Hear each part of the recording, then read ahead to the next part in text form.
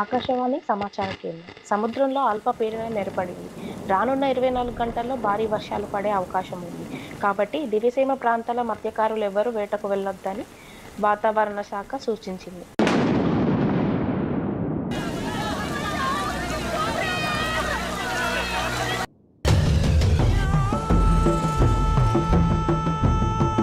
1977 November 18 దివిసీమలో సూర్లగొంది అనే ప్రాంతం ఉంటుంది. అక్కడ 3 రోజులుగా భారీ వర్షాలు కురుస్తున్నాయి మరియు చలికాలం కూడా కావడంతో ప్రజలందరూ ఇంట్లోనే ఉంటున్నారు. ఆంధ్రప్రదేశ్ తీర ప్రాంతానికి తుఫాన్ హెచ్చరికలు జారీ చేశారు. కానీ ఆ తుఫాన్ ఏ ప్రాంతంలో తీరం దాటుతుంది అనేది అధికారులు ఖచ్చితంగా చెప్పలేకపోయారు. దివిసీమలో నివసించే వారికి తుఫాన్ అనేది సర్వసాధారణ విషయం.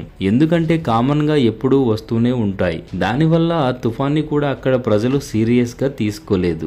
నవంబర్ 19 రాత్రి 9 గంటల సమయంలో గ్రామ సర్పంచ్ అయినటువంటి నరసింహారావు అతనికి అనుమానం వచ్చి తన ఇంటి బయటికి వచ్చి చూశారు. మోకాల లోతుల్లో నీరు మరియు అతని 2 సైకిళ్లు ఆ నీటిలో కొట్టుకుపోతున్నాయి. ఆయనకు అనుమానం వచ్చి ఆ నీరుని టేస్ట్ చేశారు. అంతే వెంటనే షాక్ కు గురయ్యారు. అవి ఉప్పగా ఉన్న సముద్రపు నీళ్లు. కొన్ని కిలోమీటర్ల దూరం ఉన్న సముద్రం ఊళ్ళోకి వచ్చేసింది. ఆ సర్పంచ్ వెంటనే అప్రమత్తమై పెద్దగా కేకలు వేస్తూ తన ఇంట్లోకి వెళ్లి తన భార్య పిల్లలను పక్కనే ఉన్న గుడి మీదకి తీసుకెళ్లాడు. నరసింహారావు గుడిపై నుంచి పెద్దగా కేకలు వేస్తూ ఒక్కసారిగా ఆపేశాడు. ఎందుకంటే అతని కళ్ళ ముందు తాడి చెట్టంత పెద్ద సముద్రపు అల ఊరి మీదకి వచ్చేసి ఆ అల చూడగానే కళ్ళు మూసుకుని దేవుణ్ణి ప్రార్థిస్తూ ఆ గుడిని గట్టిగా పట్టుకుని అలాగే ఉండిపోయాడు. ఒక్క 5 నిమిషాల్లో ఊరు మొత్తం తుడుచుకు పెట్టుకుపోయింది. 5 నిమిషాల తర్వాత ఆ ఊళ్ళో ఆ గుడిలో ఉన్న నరసింహారావు తన భార్య పిల్లలు మాత్రమే మిగిలారు. ఎటు చూసిన చిమ్మ చీకటి, భయంకరమైన అలల శబ్దం. 2 రోజుల వరకు ప్రాణాల అరిచేతిలో పట్టుకుని ఆ గుడిపైనే ఉన్నారు. నవంబర్ 21 సాయంత్రం 4 గంటలకు కొంతమంది వచ్చి వారిని రక్షించి పునరావాస కేంద్రాలకు తరలించారు. దాదాపు 100 ఊళ్లకు పైగా జనం ఆ శిబిరానికి రావడం నరసింహారావు గమనించారు. అంటే తానే కాదు, చుట్టుపక్కల చాలా ఊళ్ళు మునిగిపోయాయని నరసింహారావుకి అప్పుడు అర్థమైంది. స్వతంత్రం వచ్చిన తర్వాత భారతదేశంలో ఎప్పుడు అంతటి నేషనల్ డిజాస్టర్ జరగలేదు. దేశవ్యాప్తంగా ఎక్కడ చూసినా 2 పదాలు వినిపించాయి.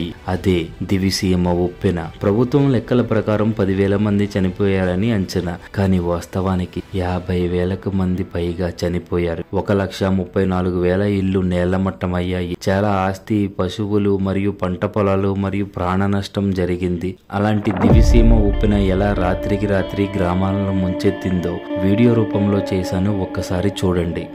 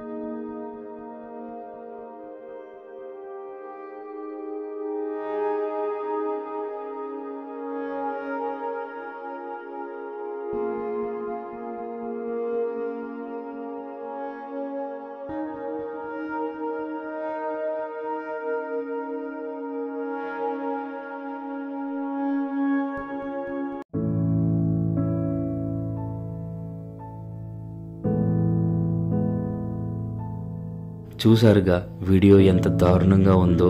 48 ఏళ్లు గడుస్తున్నా ఇంకా అక్కడి ప్రజలు ఇప్పటికీ భయపడుతూనే ఉంటున్నారంటే ఆ ఉప్పెన ఎంత దారుణంగా జరిగిందో మీరే అర్థం చేసుకో. ఆ రాత్రి ఎన్నో కుటుంబాలు నిద్రలోనే ప్రాణాలు విడిచాయి. మరికొందరు ఆ వరద నీటిలో ఈత కొట్టుకుంటూ సముద్రంలో కలిసిపోయి చనిపోయారు. ఆ సంఘటనలో బ్రతికిన వాళ్ళు వాళ్ళ కుటుంబ సభ్యులు ఎక్కడున్నా బ్రతికి ఉంటే చాలు అనుకున్నారు.